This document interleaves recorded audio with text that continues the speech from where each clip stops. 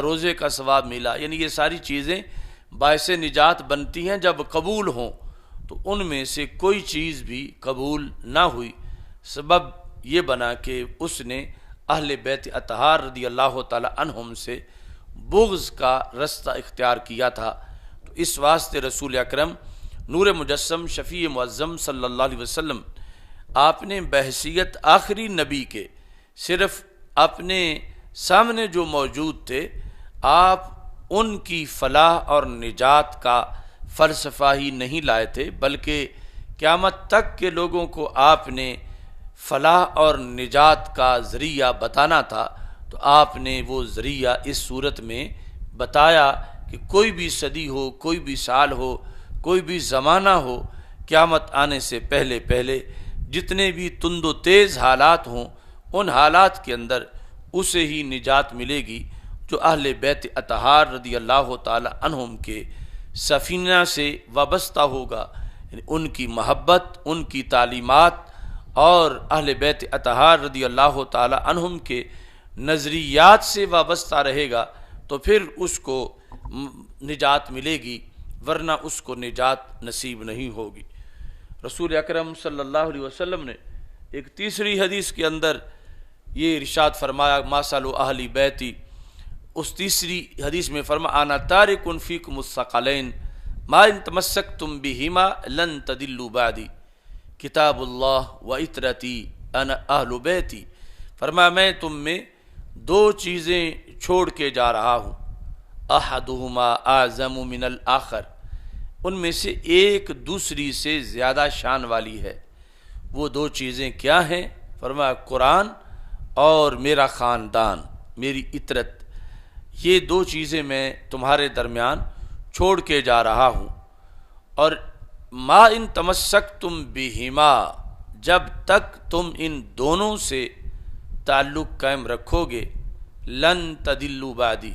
تاکید نفی ہے، فرمایا ہرگز میرے بعد تم گمراہ نہیں ہوگے۔ شرط یہ ہے کہ تعلق تم رکھو گے، اور شرط یہ ہے کہ ان دونوں سے رکھو گے۔ اگر دونوں میں سے ایک سے تعلق کا تم نے اہتمام کیا تو وہ شرعی تعلق نہیں ہوگا، چونکہ شرعی تعلق بنے گئی تب جب دونوں سے ہوگا، چونکہ دونوں آپس میں لازم و ملزوم ہیں۔ ایسا نہیں ہو سکتا کہ جو قرآن سے بغاوت کر کے اہل بیت اطہار علیہم الرضوان کے پاس آئے تو اہل بیت اطہار اس کو اپنے دامن میں جگہ دے دیں، ایسا نہیں ہو سکتا۔ اور ایسے ہی جو اہل بیت اطہار رضی اللہ تعالیٰ عنہم سے بغاوت کر کے قرآن مجید برہان رشید کے پاس آئے تو قرآن اس کو اپنے دامن میں چھپا لے، ایسا نہیں ہو سکتا۔ اگر یہاں دھڑا بندی ممکن ہوتی کہ قرآن اہل بیت کے مخالف کو قبول کر لیتا اور اہل بیت قرآن کے مخالف کو قبول کر لیتے تو پھر تو یوں گزارا ہو جاتا کہ کچھ ایک کے ذریعے جنت چلے جاتے، کچھ دوسرے کے ذریعے جنت چلے جاتے، مگر ان کی پالیسی یہ ہے کہ یہ آپس میں یوں متحد ہیں، لن یتفرقا، قیامت تک ان میں اختلاف نہیں ہوگا۔ اگر اختلاف ممکن ہوتا تو پھر کوئی اگلی صورت بنتی دھڑا بندی کی، تو ان میں اختلاف قیامت تک ہمیشہ کے لیے نہیں ہوگا۔ جب ان میں اختلاف نہیں ہے تو پھر کسی ایک سے تعلق محض کامیابی کی دلیل نہیں بنے گا، چونکہ جس سے تعلق بنایا وہ بھی اس تعلق کو قبول نہیں کرے گا۔ دونوں کے ساتھ تعلق ہوگا تو پھر وہ تعلق نجات کی ضمانت بنے گی، تو وہ تعلق اس کی وجہ سے نجات ملے گی۔ تو ہمارے آقا صلی اللہ علیہ وسلم نے جو دو چیزیں ہمارے لیے قیامت تک نجات کے لیے چھوڑیں، ان میں رسول اکرم صلی اللہ علیہ وسلم کے اہل بیت اطہار اور قرآن مجید، اور قرآن مجید کو جمع کرنے والے، روایت کرنے والے بشکل جماعت وہ جماعت صحابہ رضی اللہ تعالی عنہم ہیں کہ جن کی روایت سے قرآن قرآن ہے، جن کے جمع کرنے کی بنیاد پہ قرآن جمع ہوا، جن کے ایمان کو مانے تو قرآن کو مان سکتے ہیں۔ تو اس بنیاد پر رسول اکرم نور مجسم شفیع معظم صلی اللہ علیہ وسلم نے قرآن مجید کے ذریعے سے صحابہ رضی اللہ تعالی عنہم کی محبت کو بھی اس نجات کا حصہ بنا دیا۔ اس بنیاد پر اہل سنت و جماعت اللہ کے فضل سے اس یقین پر ہیں کہ دارین میں جو سعادت کا فارمولہ رسول اکرم صلی اللہ علیہ وسلم نے عطا کیا، اس کو عرف عام کے اندر عقیدہ اہل سنت سے تعبیر کیا جاتا ہے کہ جہاں یہ دونوں محبتیں آپس میں لازم و ملزوم قرار دی گئی ہیں۔ اور اسی لیے اعلی حضرت مجدد دین و ملت آپ نے ان دونوں محبتوں کے اتحاد کی بنیاد پر یہ سعادت اور یہ فضیلت اہل سنت و جماعت کی بیان کی، جو حقیقت میں خود حضرت امام حسین رضی اللہ تعالی عنہ نے کربلا کے میدان کے اندر یہ حدیث مصطفیٰ صلی اللہ علیہ وسلم بیان کرتے ہوئے ارشاد فرمایا کہ رسول اکرم صلی اللہ علیہ وسلم کا فرمان ہے، الحسن والحسین سیدا شباب اہل الجنہ وقرۃ عین اہل السنہ، کہ امام حسن اور امام حسین رضی اللہ تعالی عنہما دونوں جنتی جوانوں کے سردار ہیں اور اہل سنت و جماعت کی آنکھوں کی ٹھنڈک ہیں۔ تو یہی کردار دیگر احادیث سے بھی امت مسلمہ کے لحاظ سے معین کیا گیا، اور بالخصوص اہل بیت اطہار رضی اللہ تعالی عنہم کے لحاظ سے رسول اکرم صلی اللہ علیہ وسلم نے ارشاد فرمایا، مولا علی رضی اللہ تعالی عنہ اس کے راوی ہیں، من احب ہذین، جس نے ان دونوں سے محبت کی۔ ہذین کا اشارہ امام حسن اور امام حسین رضی اللہ تعالی عنہما دونوں کی طرف تھا کہ ہمارے آقا صلی اللہ علیہ وسلم نے ارشاد فرمایا، من احب ہذین، جس نے ان دونوں سے محبت کی، واباہما، اور ان دونوں کے ابا جی سے محبت کی، یعنی حضرت مولا علی رضی اللہ تعالی عنہ، وامہما، اور ان دونوں کی امی جان سیدہ فاطمہ رضی اللہ تعالی عنہا سے عقیدت رکھی، کان معی فی درجاتی یوم القیامہ، وہ قیامت کے دن میرے درجہ کے اندر وہ موجود ہوگا، یعنی اسے خصوصی قرب کہ جس میں وہ میرا دیدار جب چاہے کر سکے، یہ سہولت اس کو جنت کے اندر عطا فرما دی جائے گی۔ حضرت زید بن ارقم رضی اللہ تعالیٰ عنہ کہتے ہیں کہ رسول اکرم صلی اللہ علیہ وسلم نے حضرت مولا علی، حضرت سیدہ فاطمہ، حضرت امام حسن اور حضرت امام حسین رضی اللہ تعالی عنہم، ان سب کے لحاظ سے ارشاد فرمایا، انا حرب لمن حاربتم وسلم لمن سالمتم، کہ جس سے تمہاری جنگ ہے اس سے میری جنگ ہے، اور جس سے تمہاری صلح ہے اس سے میری صلح ہے۔ نبی اکرم نور مجسم شفیع معظم صلی اللہ علیہ وسلم کے اسی مضمون کے فرامین امام سخاوی نے استجلاب و ارتقاء الغرف کے اندر ان کا تذکرہ کیا۔ آپ ارشاد فرماتے ہیں کہ نبی اکرم صلی اللہ علیہ وسلم نے ارشاد فرمایا، حضرت ابو ہریرہ رضی اللہ تعالی عنہ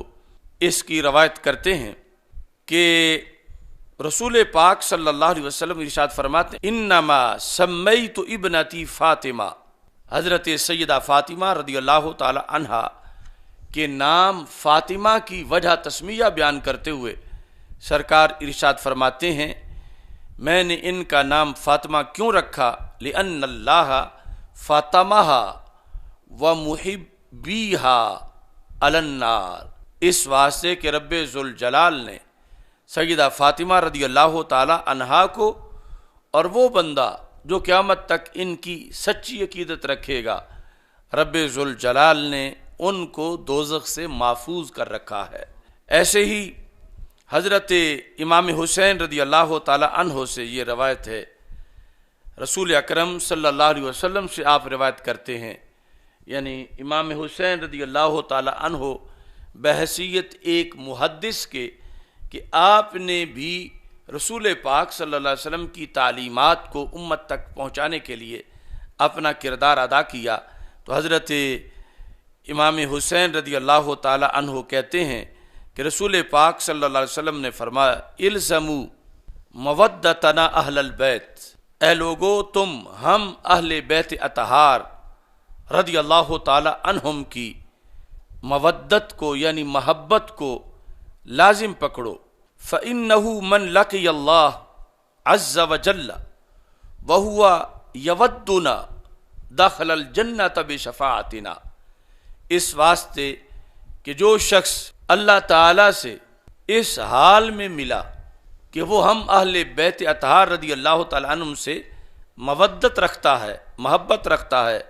داخل الجنہ بشفاعتنا، وہ ہماری شفاعت کے نتیجے میں جنت میں داخل ہو جائے گا۔ اب یہاں بھی رسول پاک صلی اللہ علیہ وسلم نے اس معیار کی وضاحت کی کہ کوئی شخص اگر یہ سمجھتا ہے کہ میں نے معاذ اللہ اگر محبت نہ بھی کی تو میری نمازیں مجھے بچا لیں گی،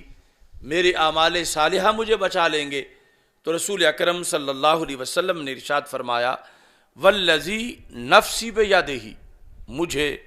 اس ذات کی قسم ہے جس کے قبضہ قدرت میں میری جان ہے، لا ينفع عبدا عملہ الا بمعرفت حقنا، یہ طبرانی نے اوسط میں معجم اوسط میں اس کو روایت کیا کہ کسی بھی بندے کا عمل صالح اس وقت ہی اس کو فائدہ دے سکے گا جب وہ ہمارے حق کی معرفت رکھتا ہوگا، یعنی جب اس میں اہل بیت اطہار رضی اللہ تعالی عنہم کی محبت ہوگی تو پھر اس کا عمل اس کو فائدہ دے گا، یعنی چونکہ قبولیت کے بعد عمل فائدہ دے سکتا ہے، اور اگر عمل قبول ہی نہ ہو تو پھر فائدہ کیسے دے گا؟ یعنی اس میں کوئی شک نہیں کہ جو بندہ حج کر کے لوٹتا ہے اس کے بارے میں یہ ہے کہ راجع کا یوم ولدتہ امہ، یوں لوٹا جیسے آج اس کی ماں نے اس کو جنم دیا ہے، یعنی اس کے سارے گناہ دھل گئے۔ اور ادھر یہ ہے من قام رمضان ایمانا واحتسابا غفر لہ ما تقدم من ذنبہ، کہ جس نے رمضان المبارک کے روزے طلب ثواب کے لیے رکھے اس کے پہلے سارے گناہوں کو بخش دیا گیا۔ اس طرح متعدد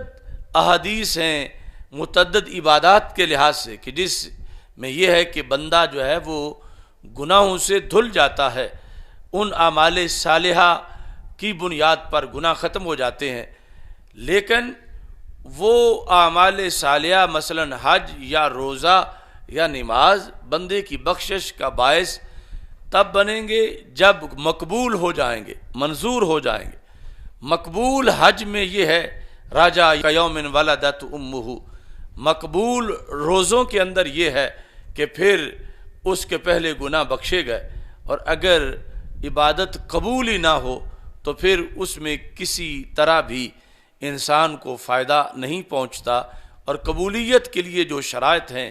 اس میں سے ایک شرط نبی اکرم نور مجسم شفیع معظم صلی اللہ علیہ وسلم نے محبت اہل بیت اطہار رضی اللہ تعالی عنہم کی شکل میں اس کو بیان کیا۔ ایسے ہی رسول پاک صلی اللہ علیہ وسلم کا فرمان جس کو حضرت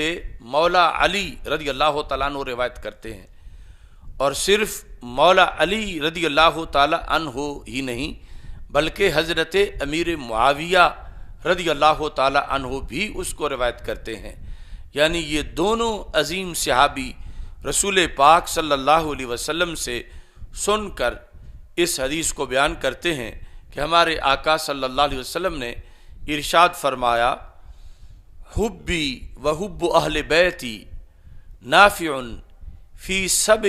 مواطن،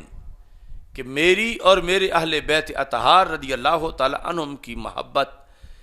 یہ 7 مقامات پر فائدہ دے گی، یعنی 7 جگہ یہ محبت مشکل کشا بن جائے گی۔ میری اور میرے اہل بیت اطہار رضی اللہ تعالیٰ عنہ کی محبت 7 جگہ جو کہ بڑے مشکل مقامات ہوں گے وہاں اس محبت کا فائدہ خصوصی طور پر نظر آئے گا. یعنی ان 7 کے علاوہ کا یہ نہیں کہ اس کی نفی کی جا رہی ہے. 7 چونکہ مشکل مقامات ہیں تو جب